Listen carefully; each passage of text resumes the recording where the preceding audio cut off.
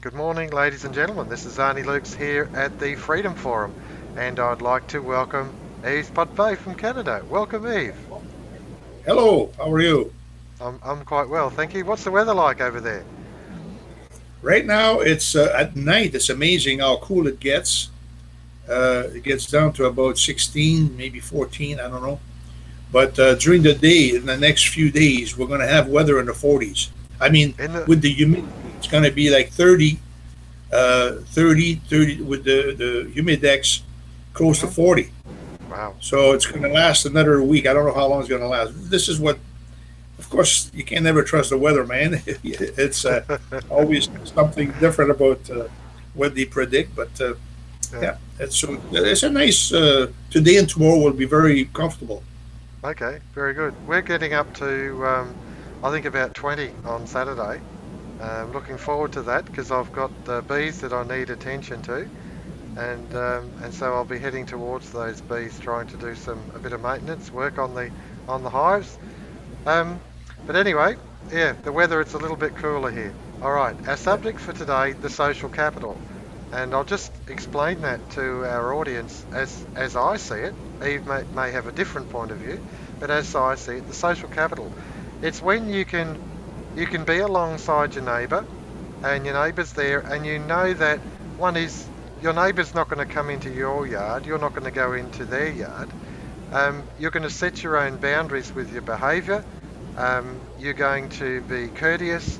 You're going to be, if you can be generous, you might be generous, and essentially it's how people get on, the social capital. Now that can actually outwork very deeply in society, and it can be that people are in an agreement how to, if you like, set up a community, set up even a federation, a nation. That to me is part of the social capital, the laws of the land, all that sort of stuff. How we settle differences and all that, and how we're able to actually exchange goods and services in an amicable manner. Now that to me is all part of social capital, and so that's my definition. Anyway, I'll let Eve have the floor, and let's see what he's got to say on the subject. Eve. Well, I kind of agree with you. It's the proper Mr. Evan believed that uh, capitalism, the way it is now, of course, vitiated as we mentioned, uh, it can be everybody. He believed that everybody should be a capitalist. You have your own capital, you have your own house, you have your own domain, you have your own family. You're the king. You're the capitalist of your little domain.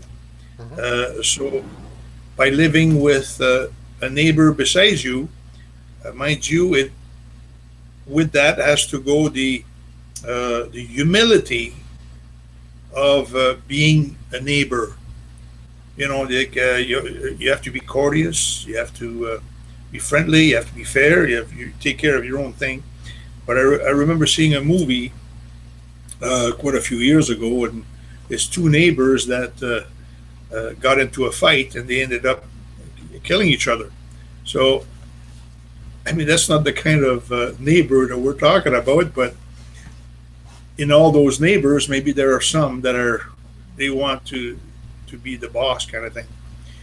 But social capital, social credit, is not like Chinese social credit where you snitch on each other instead of helping each other, helping your neighbor. Over there, you make sure he does things right by snitching on him. Hmm. So I Hmm. don't know if I I've got think the right.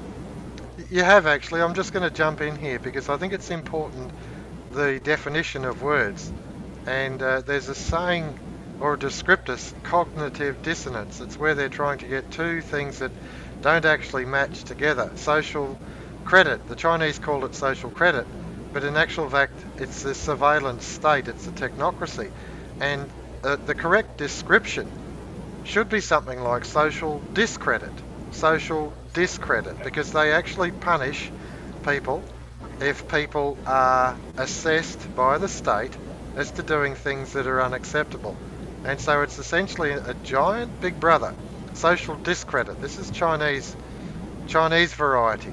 Whereas the Douglas social credit is actually where in community, you actually receive benefits. Now, you receive benefits. I think in Australia we had a saying that you didn't lock your front door. The children could play on the street and they were safe, and they could go around the block and they were safe because they knew that the social credit was there in abundance, that the neighbours, adults and children, would look after your children, and they wouldn't be jumping the fence to come through your door. They'd be leaving your door alone and your house alone because that was the social credit. It was the social capital that was actually working in community. So I think that that's very important to identify the difference between what the Chinese are doing and what's being proposed here as Douglas social credit, which is essentially your inheritance of social capital. Eve. Yeah, that's absolutely true. The the founder of social credit, the one who invented social credit, was Clifford Douglas, as we know. He was inspired by heaven to come up with a solution to this terrible madness, to translate maybe even the time of Jesus Christ when he multiplied the bread and the fish. Hmm. Uh, so that was a natural thing. And Clifford Douglas put it into words. He put it on paper. He made a blueprint of this whole thing. And when we talk about Mr. Yves was the one who spread it the way that we are spreading it now through our movement. Hmm. And he had to come up with some kind of a plan to form some kind of an army Hmm. uh, to be able to go and in the houses, knock on the doors, and talk to the people. It was new in those days, and to this day we still do that. We don't have as many door to door Pilgrims. pilgrims and apostles, but we do the best we can. We do the as much as we can, Hmm. and you keep the fire burning a little bit in yourself and in Hmm. the population. The Hmm. population then will hopefully read some of the leaflets and articles that we put out, Hmm. and some of them may grasp it. And when you go out door to door, I do a lot of businesses. I do go to businesses because they hold a lot more kind of power in society Hmm. because they have groups with them, they have customers, they have so I go to them a lot, and every once in a while, nobody really throws me out the door. Everybody see, okay, I'm listening, like, yeah, oh, what are you talking, the banks? Yeah, the creation of money, yeah, well, I believe in that. And then you ask them says, if you believe in what we do, we don't have time to talk for hours, but we talk for a Hmm. few minutes, Hmm. and hopefully the Holy Spirit will inspire us to bring out the right word and say we're trying to build a better world. And if you believe in what we do, we ask people to help us in some ways. And by helping us, you can subscribe to our magazine, which will keep you up to date on the education about Hmm. social credit. Hmm. And so nobody will throw me out. Hmm. One out of 50, one out of 100 won't throw me out and says, excuse me, it's a business. I haven't got time for you. Please, this is not the place to talk about economy. Some Hmm. people will say, this is not the place to talk about taxes and economy. Hmm. I said, think about this, what you're saying there. Hmm. It's your whole business you're talking about. Yeah. It is not the place. When is the place? Can Hmm. I meet you maybe tonight or somewhere? Or no, thank you very much. I said, you want this leaflet? No, yes. So we have to go into a little bit of a well, it's called apostolic work, Yeah. and we have to put up with some people that are not as friendly. Hmm. But everybody rings a bell. It rings a bell, and it brings out a message that we lost our freedom, we lost our inheritance. Hmm. Our inheritance. I talk about the dividend, and the dividend actually were stolen from us. And you know where it is? It's in the national debt.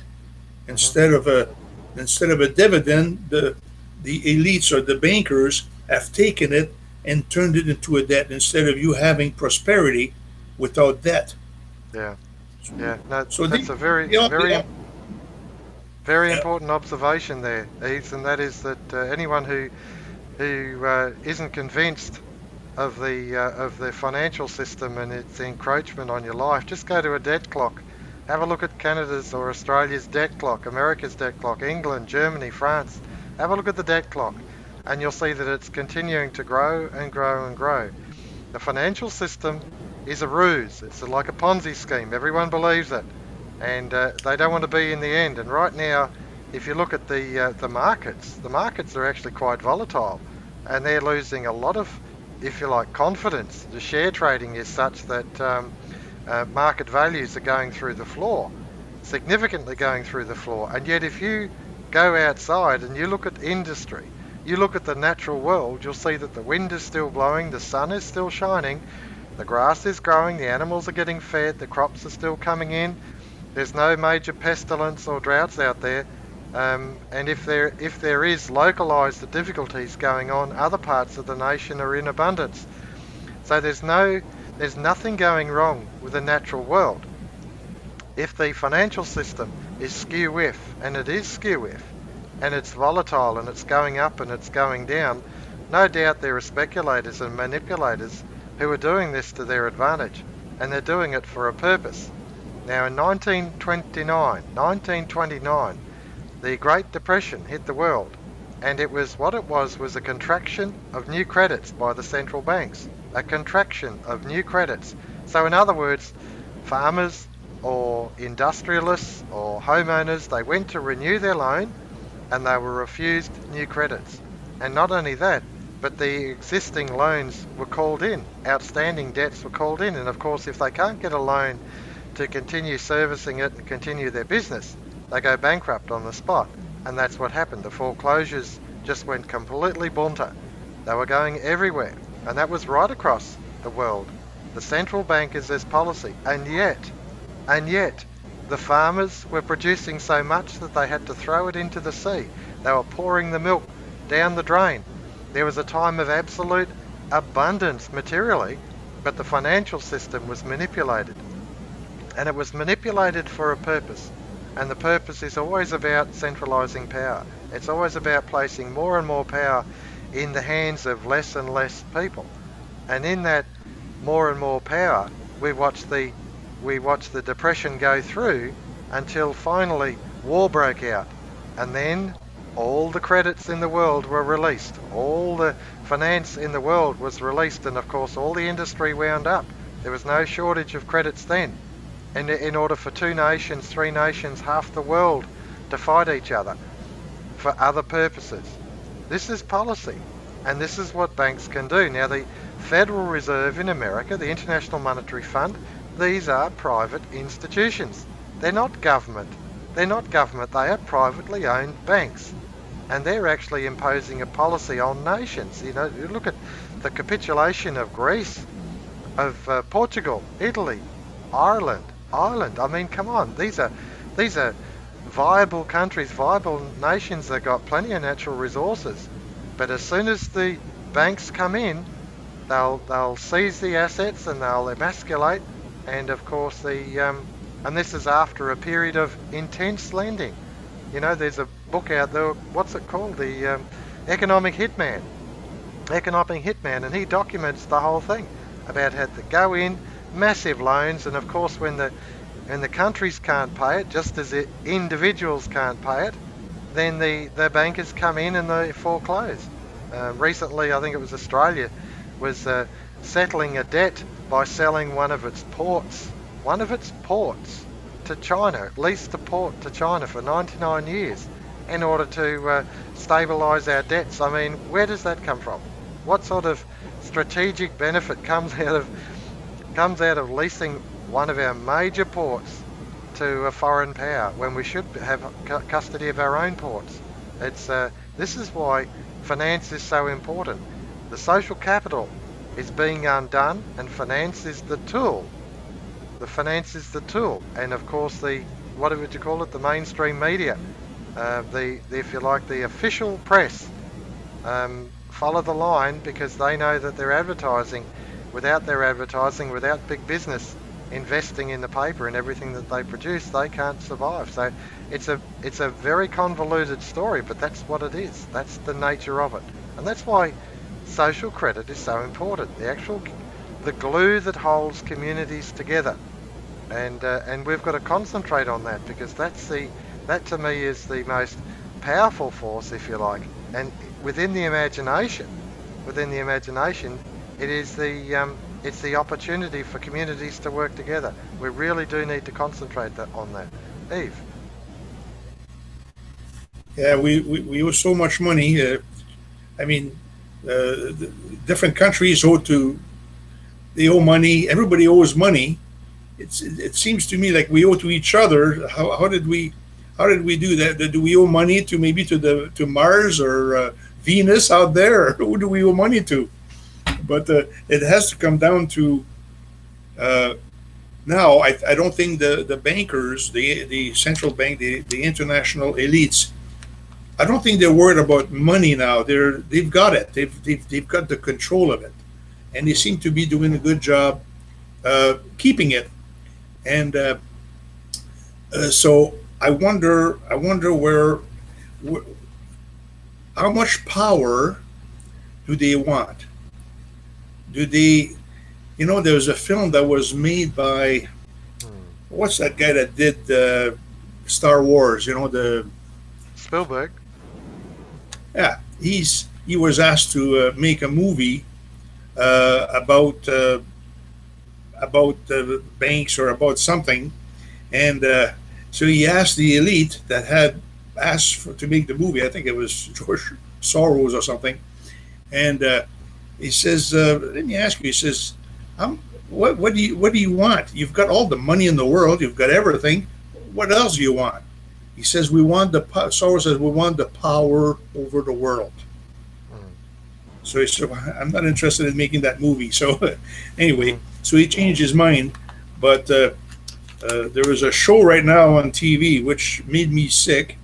I would hate to be in this kind of business, but it's about the people in the slums in England. They call it the slum tenants. Slum tenants. They don't pay their rent.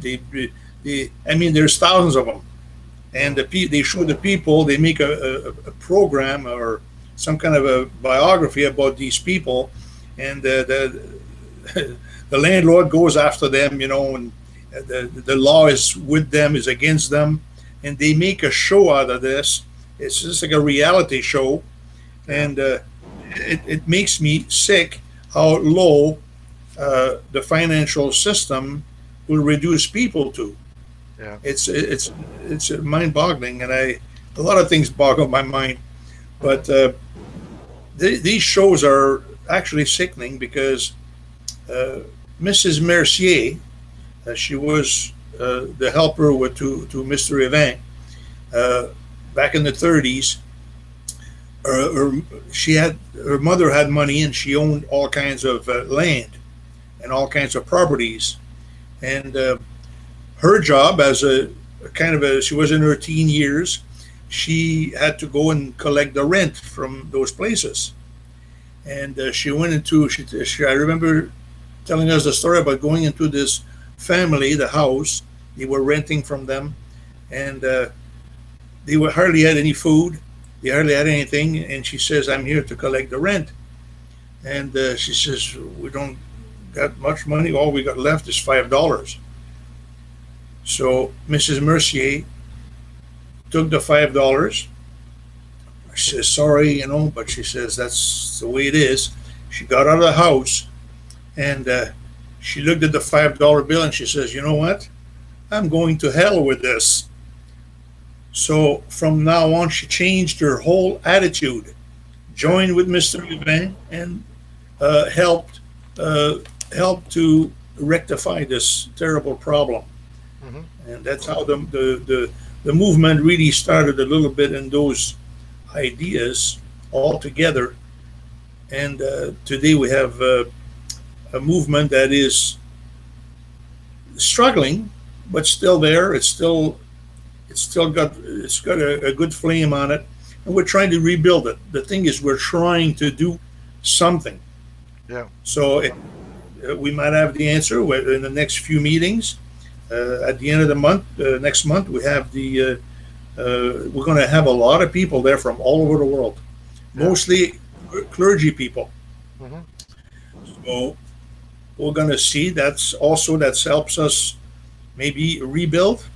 Hmm. So the future prospect for the Pilgrims of St. Michael is still going on very strong, Yeah. and Yeah. I'm happy to say. That's And beautiful. yeah, God will take care of the rest. I guess we'll leave that in His hand, and then we'll all we have to do is do our little job. Hmm. So basically, that's what the movement is about. Keep on fighting a little bit at a time, and you keep eroding at the. And you don't know what can happen. That's You right. leave a leaflet with somebody. He has a word in there that really hits him, and maybe he's the one that's going to say, "Well, what's going on here? I'm going to go to the government. I'm going to do this. I'm going to do that, and Hmm. I'm going to try to do something." Hmm. And I this agree. is I agree, Eve, that that's absolutely vital. That the message to me that's clear that comes from social credit, and in particular, we talk about the social capital here, and that is that individuals working together in agreement can do some wonderful things. It doesn't mean that everyone's doing the same thing. Now, for instance, you spoke about that destitute family that only had the $5 for rent. Now, to me, the thing to do in a situation like that is, well, okay, the rent's there, but what about the charity that the woman had the opportunity to exercise? And that is, to me, well, okay, let's go and get some food and drop it on the front door. Let's do the things, because you see, I understand that it was the Wesley brothers, I think it was in Britain, during the time of Britain was going through an almost revolution there. And it was the Wesley brothers who were preaching the gospel, but at the same time, they were also opening soup kitchens to feed the poor and the destitute. And that to me is part of the social capital. It's part of the outworking. It says, well, you're a grower and you've got some second grade produce and third grade produce, but that's still perfectly okay that we can run a soup kitchen with. We can still feed people. And I note in the northern parts of United States, especially around the Great Lakes, and that the car industries are shut down, and the people there are homeless. And the fact is that that's the very thing that needs to happen, is that obviously the growers, they can help. The small businessmen, there's always waste. There is always waste in business, and that waste might be usable for someone else to do something with. And so, to me, that's the potential that's in us all to do that. And of course, if you are a businessman, you have more potential. If you are a mum at home, a dad at home, and you only have the bread on the table, okay, there's less potential, but you still have an opportunity to do the good, and that is the social capital. Now, when we talk about Douglas social credit, what we're looking at is we're looking at the actual cultural inheritance. That's not only the glue that keeps society together, but it's also technology. It's also the development of communities in association. It's the industry. It's the understanding mining. It's understanding methods. Methods. Think about methods. Advanced control.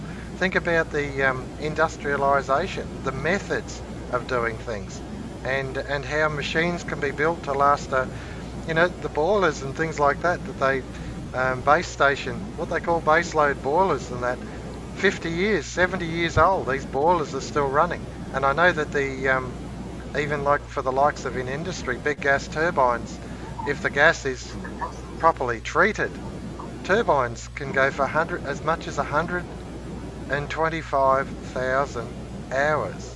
I mean, these are phenomenal figures. I think it's 75,000 hours between full rebuild, but if the gas is conditioned, it can actually go for double that. And that's absolutely phenomenal that machines can run for so long. And so they're producing this productive capacity that we have.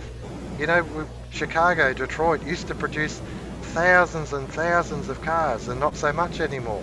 And we had that capacity, we've just turned it off because of finance.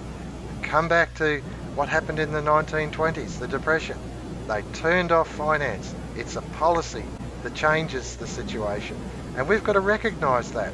And the only way to turn it around on its head and put it in perspective, put it back into equilibrium, is if individuals agree that what is physically possible must be made financially possible. The system is made for man, not man for the system. The financial system is made for the betterment of man, and that man is at the individual level, not the group, the individual.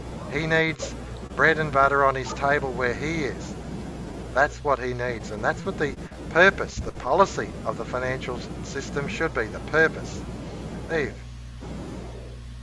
So I think you're mentioning about planned obsolescence. I've seen that. I've seen that movie. I'm sure you have too, or Yeah, some yeah, videos on it. So, Mr. Evan mentioned that, and Clifford Douglas mentioned that you could make a car to last 100 years. that's right. You would have a car in your family, and you would keep it for the rest of your life. You wouldn't change every 2 years, every 5 years, and then put it in the dump.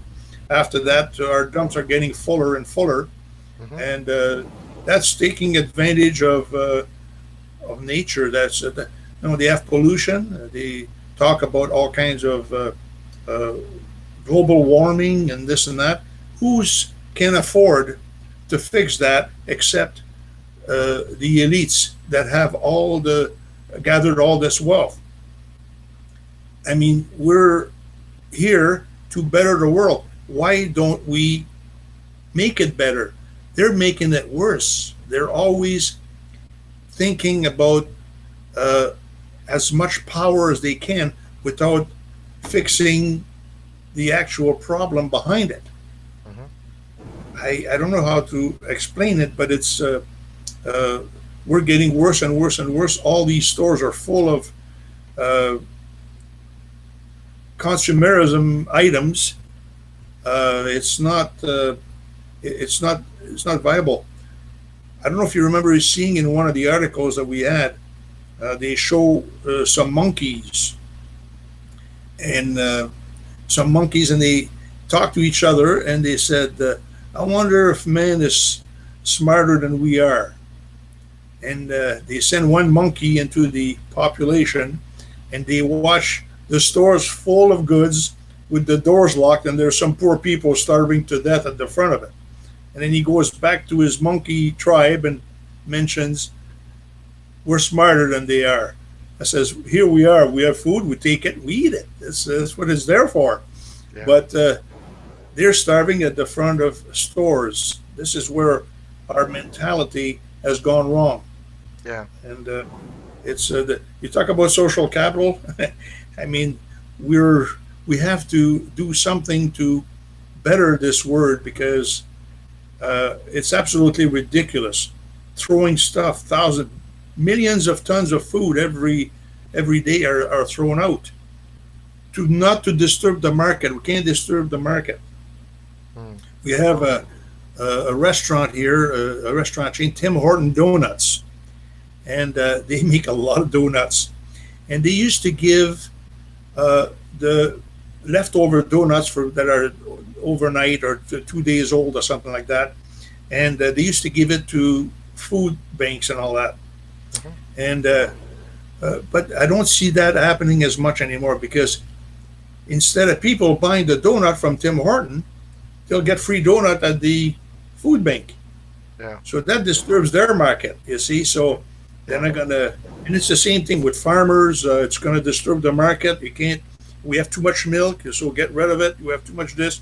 We have too much that. I think it's just most terrible thing that can happen is throwing food away when. That's why I eat all my wife's leftovers because I hate to throw food away. yeah, But yeah. Yeah, no, that's a very, very good point. Even that is that we are mesmerized by the financial system. As I mentioned earlier on, the market, confidence, things go up, things go down. We're mesmerized, we're hypnotized by it. And yet we go outside to the real world. We look at industry, we look at the stores, and they're full. There's more than enough, there's plenty. The issue isn't production. The issue is that in consumption, there's no equitable distribution system. This is the triangle that balances it: production, consumption, but distribution is lacking. And the distribution system is the financial system. What we need to do is put that in equilibrium. What is physically possible must be made financially possible. In other words, we must be able to buy what we make. And it's as simple as that. That to me is the social capital that's missing, the missing link in this situation. This why do we go for expanded markets? Why is America and China at each other's heads, banging heads over power, over markets, trying to balance a system that is designed not to be balanced? Eve, I'm sorry, but we're already at nearly 32 minutes. This is just screaming along today. Closing thoughts, please, brother. yes, I'd like to mention that we do need apostles. Hmm. We need pilgrims. We need warriors. And this freedom forum could be a thing to promote a little bit of the. It doesn't matter if you're a Michael Journal member or somebody else, as long as you put the message out. Hmm. This is what it's all about. By like you do with your family, talking about the economy, the finances, the different books regarding all that. I think that's the main thing, and I always uh, tell people that what they say, what are we going to do? How can we do? I'm only one person, Yeah, you're only one person, but one person can do a lot of good. That's right. You'd be amazed, and you don't know behind the scenes what Hmm. good you did. And Yeah. maybe you'll find out after you die or something like that. But this is what it's all about. So my closing comment is keep the faith, keep the fire going, and just uh, you want a better world. So how do we do that? So let's start building with that. Like, how do I build a better world? I may not be able to do much, but I may be able to do a little bit of my share, and everybody together will make a big share, I Yeah. think. That's right. I agree. And to me, the title, the social capital for today, is really, really important because that in times of distress, and don't think it's not going to come, times of distress are coming because they're movers and shakers of this world want to bring about a new world order. And so they need to impose this distress on us in order to bring about the change, just as they did. First World War was to establish communism. Second World War was to expand communism. The Berlin Wall has come down, it's permeated all of the world, and now they want to essentially tighten the thumb screws of world government, of world communism, if you like. You can call it world capitalism, it's exactly the same thing over the whole world. And so these thumb screws are coming and they're going to get tighter and tighter. The social capital, the social capital, the social credit, the social, if you like, the glue that holds societies together is the very thing that you need to concentrate on. Food, clothing, and shelter you need. Social capital is what will strengthen you and be able to hold your communities together as as if you like, the term tumult will come. This is Arnie Luks and Yves Potvin at the Freedom Forum. Thanks very much, ladies and gentlemen. Have a good day. Thank you. Cheers.